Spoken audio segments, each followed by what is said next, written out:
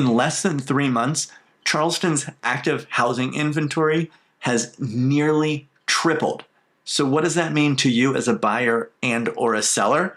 Well, that's what we're going to discuss today. What's up, everybody? Welcome back. As always, I'm Bill Olson, your favorite YouTubing Charleston realtor.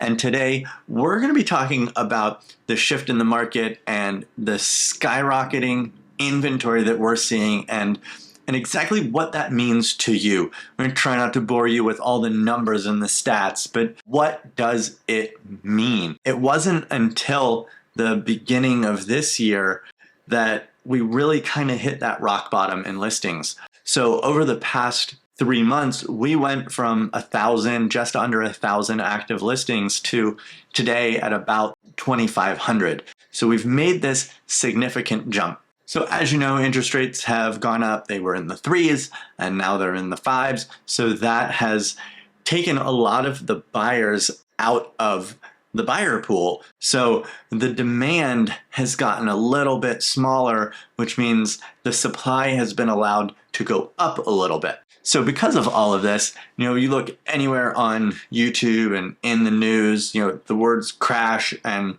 bubble are all over the place, where the fact of the matter is that we are nowhere near that point. This is nothing like 2008. If you're friends with any realtor online on Facebook or Instagram, you've seen the graph of rates might be up now, but they're historically low. Look back in 1984 when they were 18% up. Frankly, I don't care about 1984.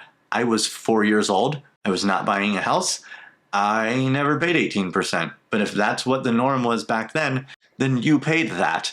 And then when they went down, you refinanced. But so instead of looking back almost 40 years, let's take a quick trip back 3 years ago into 2019, before we were in a pandemic, before we were in this housing inventory crisis where rates were in the 5s. Houses were taking 2, 3, 4, 5 months, sometimes more, to sell. And people were reducing their list price on the regular. So if that happened in 2019, no one talked about a crash or a bubble. But today, houses are taking 3 to 4 weeks to sell. Rates are in the 5s. Houses are selling quicker. And people are reducing their listing price.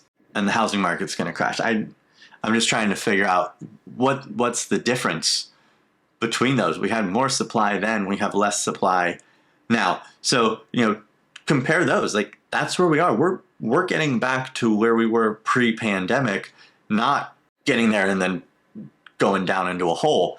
So think about that whenever anyone says, I'm waiting to buy because prices are going to tank. Now, we're getting back to a normal, stable market. Probably not as fast, but we will get back to a normal, stable market, or whatever our new normal, stable market is going to be.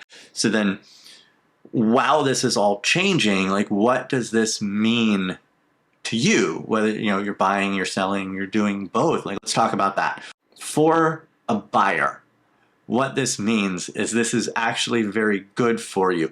I did another video, I'll link it up here, or maybe I can't remember what side it's on, but about how these high interest rates are actually saving you money. So after this, check out that video. I'll also link it at the end for you. Basically, your payment goes up, but you get to do something that we haven't done in 3 years, and that is called negotiate.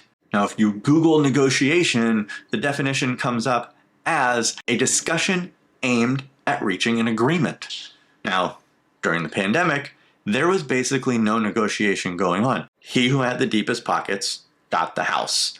There was no making it work for buyers. If you didn't have the money, you didn't get the house. Well, now we are back into this market where, your payment has gone up, but now you can negotiate more things. One of those things I suggest you trying to negotiate is a rate buy down. Pre-pandemic, it was not uncommon for sellers to pay some of the closing costs on behalf of the buyer. Well, why not use those and put it towards buying your mortgage rate down and lowering that payment? So some food for thought there. Now, with this negotiation also comes strategy. Now, this is on both sides because, when you're selling, you need to be ready for that negotiation. Now, it's not just plop a sign in the yard and wait for people to just throw money at you. You need to be ready, and then you need to have a plan. You need to strategize on what you're going to do. So do you offer that rate buy down to the buyer to set yourself apart from that listing down the street that is very similar to yours? So when you're interviewing an agent, whether it's myself or another agent, ask these questions. And as a buyer, what is our strategy going into this? Last year, the strategy was, well, I'm going to put a sign in your yard and then I'm going to brag about selling it in 24 hours with 48,000 offers for 50 grand over asking price. And for buyers, it was like, well, what's your strategy? I'm like, well, let me see your bank account. How much money did you have? How much money can we offer? All right, let's offer the max and go from there. Now you need to have that conversation with your agent saying, okay, when we find the house, what is our strategy? When we list the house, what is our strategy? How are we going to get our house in front of the most buyers and make it the most desirable compared to everything else that they're looking at? And then for the buyers, it is, okay, how are we going to make us look more desirable to the seller? Because we are still seeing houses getting multiple offers.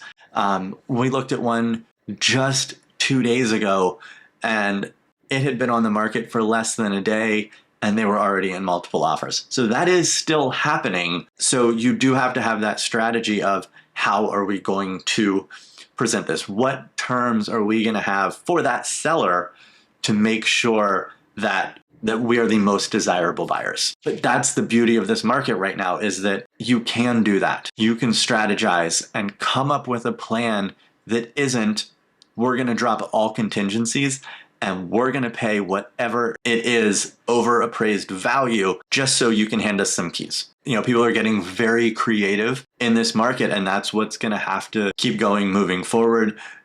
Buyers, sellers, as I said, please ask the questions to your agent on, how are we going to negotiate and what's our strategy going into this? Because it's not going to be easy anymore. We're going to have to all work for it. We're going to all have to work together. But just know that this isn't a crashing market. The only thing that is going to go down is the rate of appreciation. Now, to my editor, I'm going to say that again. I want you to put all these words on the screen for everybody. The only thing that is going to go down is the rate of appreciation. So that means that instead of appreciating at 17% for the year, we're going to get back down to our 3 to 4% appreciation, which means things are still going up. Don't let the price reductions scare you. The value is going up. They are just dropping their asking price. That is not the value of the home. Let me know what you think down in the comments. Am I right? Am I wrong? Or are we headed to a crash? If you think we're headed to a crash, let me know why, because I love hearing people's theories. Let's have a discussion down in the comments. And as always, if you're looking to sell or buy a home here and you want to talk about what this negotiation and this strategy would look like for you, hit me up, text, email, call, social media, smoke signals, everything's down below in the description. I look forward to hearing from you. Here's that video I was talking about right here, and I will see you on that video or this one or ones in the future.